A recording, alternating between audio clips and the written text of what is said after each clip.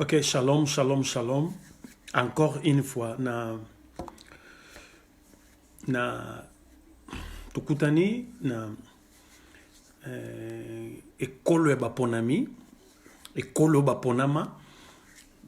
Encore une fois, pour to témoigner, parole de Dieu, to témoigner, oyo tout ça ko vivre, ndenge to lobaka ke, ko témoigner oyo, ndenge yeso loba.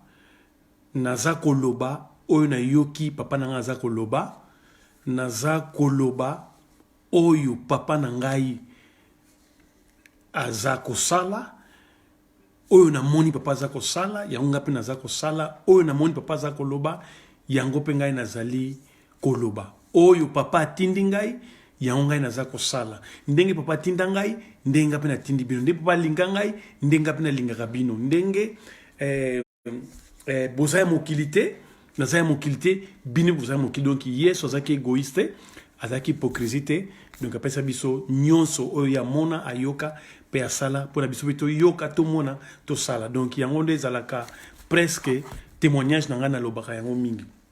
Deuxièmement tozotala ke temps ezozala très précieux mpona toboyi tosalaka bavideo ya molai mpo toyebi ke et ça facilité donc pour na moto landa biso 1h45 minutes pour na problème ya ba internet bani mais quand on a tout ça là et le mo mukuse mais tout le baboye tout directement tout temps qui Matthieu verset 10 chapitre 10 verset 24 tout le bi que na verset wana tika tout temps tout ça les rerte na boy na lo babilobela yeso lo bi que ezali malamu ezali malamu eza malamu eza esengo mingi eza esengo soki disciple soki moyekoli akomi lokola maître na ye donc ezali point moko kitoko makasi alobi mpe eza mpe esengo mingi soki mosali akomi lokola mokonzi na ye donc elingi oloba ke eza nango te malamu ke mosali atikala kaka mosali moyekoli atikala kaka moyekoli donc yesu azalaki égoïste te alobi ke eza malamu mpona bi ke ntango persécution eyaka ndenge balandaka mokonzi bakolanda mpe mosali ndenge balandaka maître ndenge mpe bakolanda bayekoli tomona yango esalama na kati ya vie ya yesu ndenge persécution baboma yesu ndenge kontieti ba Paul soko landi bango ndenge bakufa donc yesu azalaki na eloko moko ya kobomba pe ya kokanga ezalaki te yangana peti akoke na ye alobi ke na kotinda molimo santo pona molimo santo avanda na kati na bino pona a continuer na kotinda bino ba orphelin te toza ba orphelin te na kotikila bino mutu mususu oyo akoloba biloko mususu ngana bisa bino oyo eza makasi oyo bino bokoki kocomprendre nango te yango na saint esprit aye aye opesa biso badoctrine sikoyo nazobeta lisete awa boyokokasa na kosilika me na kosilika to doctrine ezali mpona esepare biso te au nom de jésus doctrine ezali te mpona epesa division na kati ya lingomba ya yesu in english yeah. You're gonna do it in English. You have to prepare yourself because you have to do it in Dutch and English. But we'll do that. Doctrine ezali te pona ko séparer biso. Exemple. Eza possible. Zongi mango penza ke yo enseigner mwana yo obisike mwana yo mwana lingite oyaka butu mwana kiminda. Mwana siliki oza papa na ngai te kaka pona lobi ke na lingite oyaka na ndako oyaka butu na ndako donc eza quelque chose eza bien te quelque chose eza bien te na relation na bino donc doctrine ezali te pona ediviser biso. Deuxièmement na Matthieu chapitre 22 verset 29 tout en on soit encore Matthieu 22 verset 29 nazo interpréter en balamona na portugais C'est ça la portugais, mais autres, on a lingala. 22, verset 29. Oui, on a dans le bango les lotés. Oui, c'est secret. On a touché on a les lotés. Oui. Na suki na kuna bien na mutu. Na kena Psaume 119 verset 100. Psaume 119 verset 99 à 100. Na répétons. Psaume 119 verset 99 à 100. Depois tens que traduzir para me entender. Ok, tu na português ou ya sima. Na sala 30 minutes ya lingala, sima na 30 minutes na português. Psaume 119 verset 99 à 100 et le biboya. Et le biboy. Que David lobia naza mayele koleka ba mikolo na ngai. Pona nini na banga liloba na yo. Abi na tanga liloba na yo. Donc naza mayele koleka mikolo na ngai. Pona nini na tanga liloba na yo. Sans lobi naza na bwenya koleka mibange pona nini na bangaka yo na banga liobana usomona donc mutu oyo abangaka nzambe akuyi koleka ba mikolo o babangaka nzambe te na sagesse na langue soso sagesse donc abike naza na mayele koleka batu oyo baza mikolo nanga pona nini ngai na tanga liobana nzambe donc liobana nzambe pesaka mayele spirituel naza na sagesse koleka mikolo ponga na banga nzambe pona ko banga nzambe ebandelia ya sagesse donc moni yango bandelia mayele donc ngo baké s'il vous plaît tozali awa te pona toloba bilobela tozali awa pona toloba nini ke ata ba jeune ata biso ba mikolo o tozali si tokoli il faut tolongola biloko oyo Yesu ayaki na yango te. Yesu ayaki te ke ye azalaka kaka likolo ba Pierre bazalaka kaka na se. Te. Donc iloko na solo bango Yesu ayaki te ke tata azalaka kaka likolo bana bazala na se te. Yesu zolinga zo ba ke ngai na papa toza moko. Ngai na papa toza moko. Soko moninga omoni papa. Est-ce que bana na biso bakolo bandengwana? Donc nasaka ko continuer na likambo oyo. Pona ngai na lingi na tango oyo Yesu azako ya, il faut tolongola biloko oyo Yesu ndenge auta na lola koluka épouse. Kanisa mutu olingi obala. Ata obala na yo na mboka na yo, obali na mboka na yo te comme roi. Mais okiti na mboka oyo, batu ya bien te, batu masumu lokola ngai, oponi sikoyo bango, olobi ke yonde mwasi na ngai, église. Osukoli ye, olatisi bilamba pembe, olatisi alliance. Olobi ki na kei na zakoya. Donc atiki mwasi na ye, apesi li loba na nzambe, alobi ke bozala, botikala. Tikala na zako ya. Tango na koya na oya kozwa yo ndenge na lingo kola okoma kitoko na ya kokuta yo pona to kende.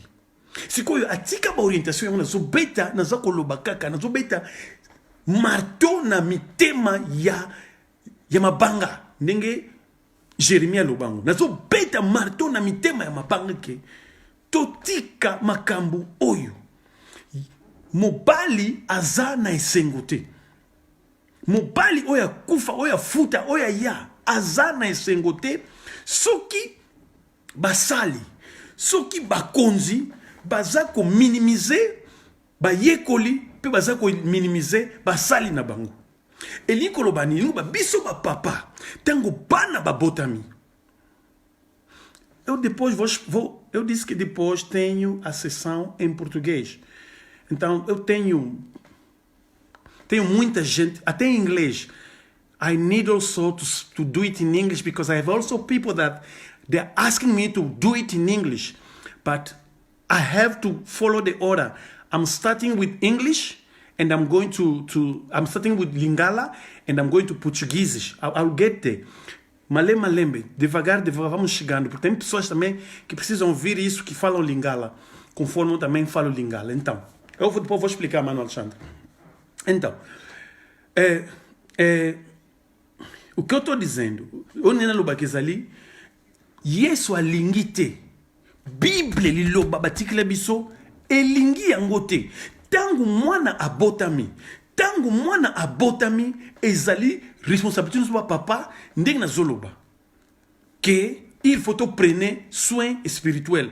Ndenge David yakola, ndenge David azwa soin ya Salomon, ndenge David aloba koma psom apesa mayele ya nanu ye moko ti et yosala que Salomon landanzela aegozwa sagesse ya Nzambe tie comme Ecclésiaste. Donc ezali témoignage oyo ya papa apesi na mwana.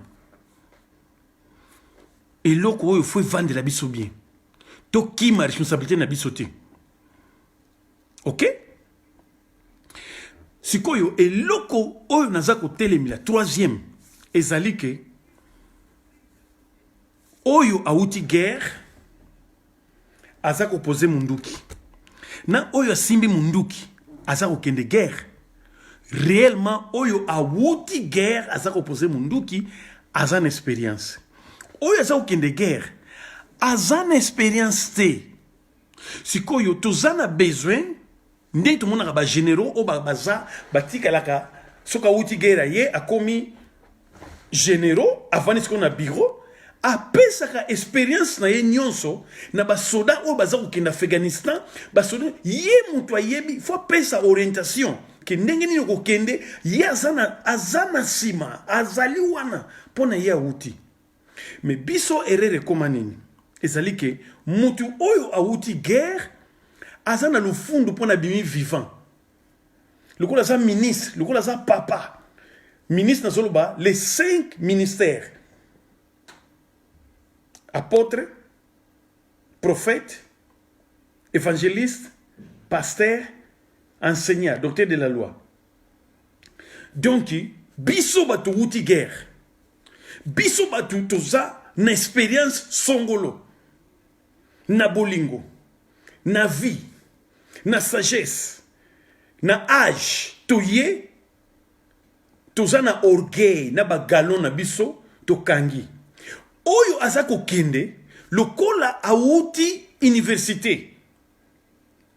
Atangi Google, atangi science, atangi mathématiques. Azape na orgueil, aboyo kotuna mituna. Parce qu'on a kati na biso tozana doctrine. Parce que doctrine, oyo tozana ngo, na kati église, ezako bebisa ba réaction, tango zalike bongisa. Expérience oyo tozana ngo, tozako bomba, tozo bongisa yango te. En anglais, tu as des paroles. Proud and pride. Proud and pride. Na português ali, orgulho e soberba. Si quoi na portugais, eza pensa na lingala na bien na français, mais na anglais tous en anglais. Pride. Proud is a lokola lokumu neto wuti. I'm proud of myself. Nazana lo fundu pona ngai moko. I'm proud of myself. Donc ça yango sikoyo bato bauta la guerre. Pride yango sikoyo yande baba orgueil o ya tombola mapeka. Ozana oti mosolo bakozali. Ozana yo rien mosomi laksa kozali. Yango nde pride na anglais. Soberba. Sikoyo, les deux éléments oyo, au nom de Jésus, nazako buka yango na butu alelo. Nazako telemila, fortelesse oyo, moto oya uti guerre a tie, pona boy mutu akota, na mutu oya zo kende guerre a tie, pona aboyi aleka ayok expérience. Au nom de Jésus, nazako telemila, fortalesse oyo, pe nazako buka yango, pe na détruire ba cerveau wana, na détruire mentalité wana, na memiango na connaissance de la parole de Dieu au nom de Jésus. Yango prière na ngai. Nazako telemela nyonso oyo.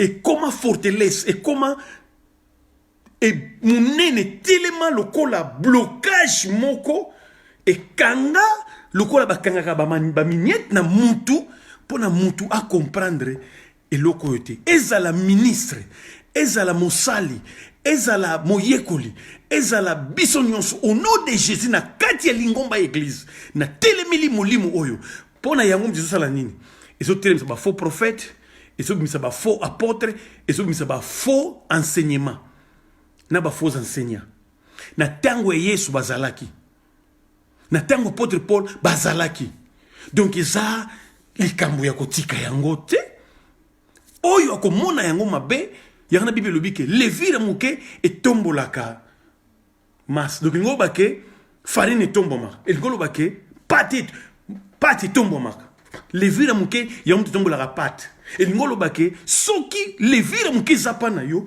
ozosilika pona nini yo papa yo mama tango zalike ngai moko sikoyo lelo nina kota muke na likambo oyo nina loba ezaboya epai nini ba jeune na biso baza koluka mayele spirituel mayele ya molimo soki bazokutango mpa na biso te soki bazokutango epai na 5 ministères te basali les 5 ministères ezosala yango te epai wapi ba jeune baza kolukela yango nyama na libulu na ye libulu nini ba jeune baza kokota nefsa bino eza GTA namela nti ya bulu kutu pona malili ezali awa tala napesa bino témoignage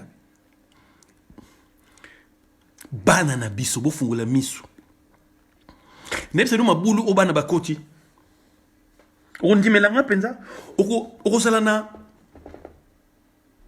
proud te osana orgueil te nyusu mibale pa wasu bazana mibale asana proud asape na pride osana ngoni son balete kazokosa otelemela ngai te tala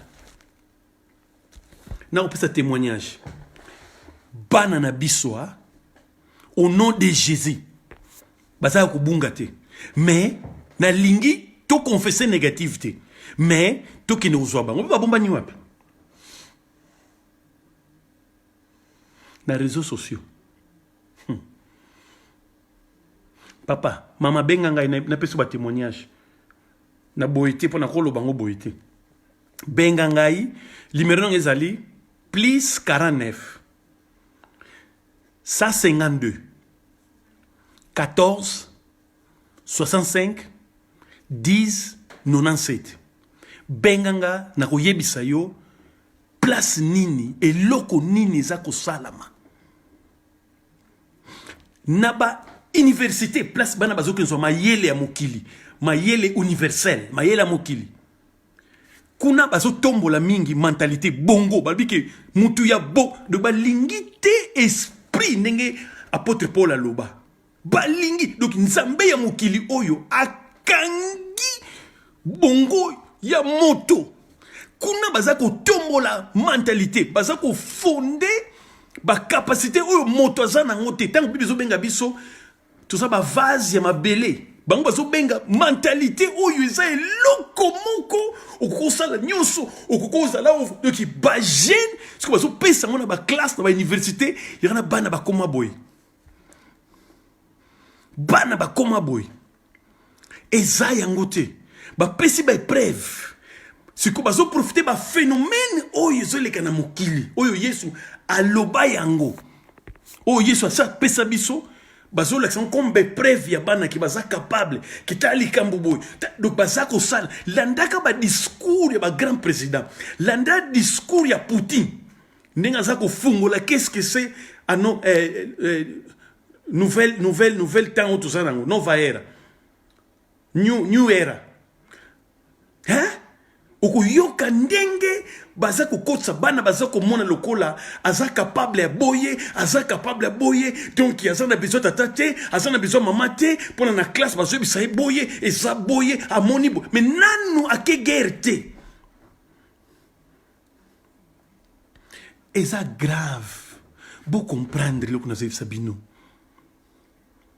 okokota na lola après vie oyo toza na vie mosusu eza vie ya lola okokota na lola yo moko sans famille na yo noe ata tofingaka noe o mokili mais noe akota na famille na ye kosilika te au nom de Jésus quelque part toza na erreur oyo azwi décision kapesa faux enseignement azala faux prophète azala faux ministre matali au nom de Jésus kende yo mais oyeba église tozaba mpate ya Yesu église tozali basali tozali bayekoli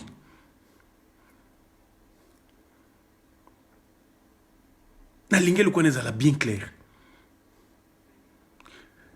naza na problème te ya mangomba naza na problème te na ba ministère naza na problème te na soloba yango mais problème nde Yesu nde mutaza na problème pona Yesu tozomona o Yesu aloba eza ko salama te parce que biso ndenge toza komona témoignage zoya toza koloba yango na ko juger yo te pona jugement pesa condamnation pesa sentence donc fona sentencier yo mais naza capable te mais bible lobi eza mabe likamabe kwela yo me oyo likamabe kwela ye usokumbana donc na sens wana bana na biso bazaya ko bombama quelque part na lobi liboso mentalité oyo ba koti bango na ba université social media oyo tozo la boye nebisio benga oyoka bana na biso soki tofungoli misu te na batango oyo tozo koma oyo tokoyoka makambo mabe na uti sona mwana nga siko mwana nga mobali na uti kobuka tabu oyo ezali ke ngana ye tosola te pona doctrine pona ngana lokola za mosali ngana lokola na teyaka ngana lokola na bimaka na sa gagneur d'âme na sa intercesseur na sa évangéliste na buki yango non de na bengi mwana bite te likambo na sala mabeni na sala nini pona bisanga makambo te mwana bisinga 2 semaines yango azolala te azomituna emoko pona nini ayebisaka ngai makambo na yete tango ngana zali yanga bitala moni eza tamu ketikali mko kende tango keno ke libela tango va na yo profiter yango yo pourtant okende so bimi na témoignage ya bien te awa ozwa bana yo koti bango loko musubano mona nga koko lokola koko moko bien te tango zali awa profiter doctrine ezali pona ebe sa relation na bisote ce qui na ebisio que sexe avant mariage faut n'expliquer très bien ce qui na lobby fornication na retouché en côté na relobate fornication qu'est-ce que c'est doctrinement toyeba pona epesa division te au nom de Jésus pona kanga batu te batu bakangama sexe avant mariage ok naza kozela na banda channel ya YouTube nzamba permettre nga soki kozela ngo yanga mwana nga zo bananga daddy do it now kuza kwa Nike te just do it daddy don't be like Nike just do it no do it now kuza lokola Nike te bongo sala yango te sala yango donc naza kosenga naza na témoignage mingi nazolinga surtout silisi kubongisa channel ya YouTube wana nde siko na kobanda wana nde sikoyo koso mutuka kinwani na ndenge loba pasta wana nde sikoyo pesa mbwa boyi ekozala siko tango etunto telema siko nazolinga na otia ba fondation na téléphone to se comprendre tozala langage moko, tozala na foi moko, tozala na kondima moko, tozala na baptême moko, tozala na Seigneur, tozala na Nzambe moko. Na zongi, bana na biso baza ya kobombama quelque part. Papa découvrez. Bamsusu baza ya kobombama epai ya ba faux ministre, ba ministre, ba ministère kangi bana. Bamsusu kaka bamu ba para ba kangi bana. Bamsusu ba continue ba Facebook, bamsusu baza na ba université, bana bazali ya ba jeune au nom de ba jeune. Ekolo o ba ponama.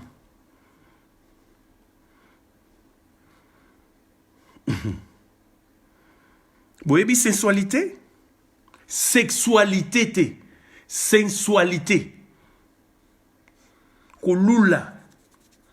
Sensualité. Sensualité. Yango. Et quoi? Omonia. Oh, mais ça choquant. Ça passe. Mais la boule. Et ça passe, ya. Mais il faut na loba yango. Passe. Il faut na loba yango. Omoni biso tuuti Afrique, biso ba papa.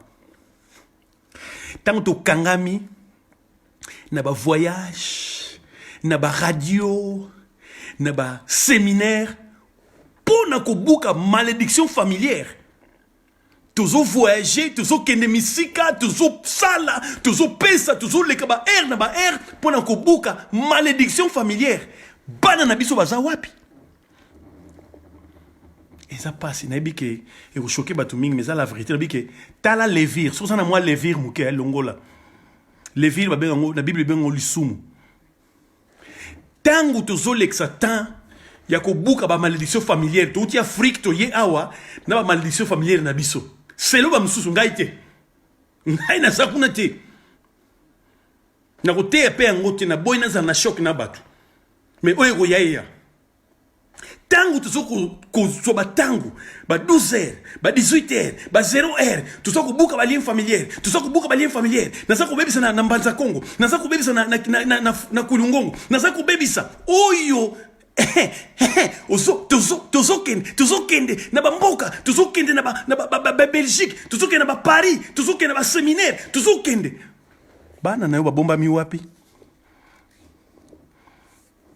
uzo buka ya yote. Yo papa.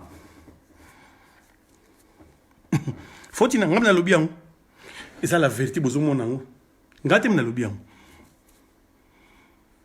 Tozo mona yango. Weekend zoyati. Tozo kendeti. Ko buka ba lien familière. 5 à 6 ans to buka ba lien familière. Toza ko buka ke na lota kiboy, ke na zaki na Mbanza Kongo, na zaki na Kulifuta, na zaki na Kulungongo, na zaki ko buka ba koko, na zaki toza ko buka ti sikoyo. Bana na biso. Basana ba lien familière te? Bana na biso. Baza wapi? Tangu tukei, bakenda wapi? Benga. Bana baza wapi? Na pesio, te place. Place à liboso. Nzambe ya mokili oyo, nzambe ya tangu oyo. Social media. Deuxième information. Baza ko kote mentalité. Ba ko te bango, ba ko te bango spiritualité, ba spiritualité, ba ka mentalité. Na Bible na liloba na nzambe, subconscience ezalité. Conscience ezali. Pa Bible bike zala na conscience. Manu diko muito obrigado. Daqui a pouco vou entrar em português. Consciência exali. Mais subconsciência exate. Mais só que na ba livre mususu, ba conscience, ba pe âme, ba subconsciência exali, mais âme bazolo bela yangote. Mokili zolo bela conscience, subconscience, mais âme bazo touchete. Bible et solo ba conscience na âme, mais subconscience zolo bate. Faut reba biloko wana balance. Kosuki sezali ke mwana na ngai azala na mayele spirituel azala na mayele universal balance Bible lobi kozala mayele mingi te kozala pene sengo mingi te kozala malamu mingi te kozala so donc équilibre tempérance modération yango nzamba zoluka. Au nom de Jésus, tout luka balance. Otali mwana azamai makasi na spiritualité balance ezali 100%, 100% ezali te 50 ya spiritualité, 50 tete, 100%. Yango nzambe azoloba. Tant que balance balance 50 awa 50 awa tezaka 100 awa 100 awa. Yango ne pesa balance au nom de Jésus. Na soki si boye to continuer lobby. Lobby tan ozonga na changera témoignage c'est yango kaka. Ezali papa, maman, ba parents, ezali ba ministre, les 5 ministères, Éphésiens chapitre 4 verset 11. Et puis ezali na maïl universel. Oya ba université. Donc matière ezali ke bana na biso bazal na balance au nom de Jésus. Papa na commission pe na Saint Julien na butu lelo na ndengo bateli biso. Merci pour na lelo. Toza ko comprendre to pesa sujet ya prière ndenge to ko sambela. Papa na telemeli nyonso oyo asata au nom de Jésus weza ko bebisa bana na biso.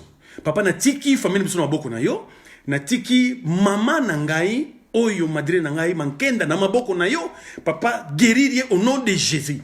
Na sambela mana Teresa na peba oyo nyonso mana Christina oyo nyonso baza ko passer na ba loi ya batu. Oyo zali ba loi ya maladie, ba loi ya ya divorce, ba loi ya ba division au nom de Jésus. Oyo nyonso ezali fortalesse sataza kotia na buki yango pe na memi yango captivité na connaissance de la parole de Dieu. Papa na komiso pe na sanjol na butu alelo.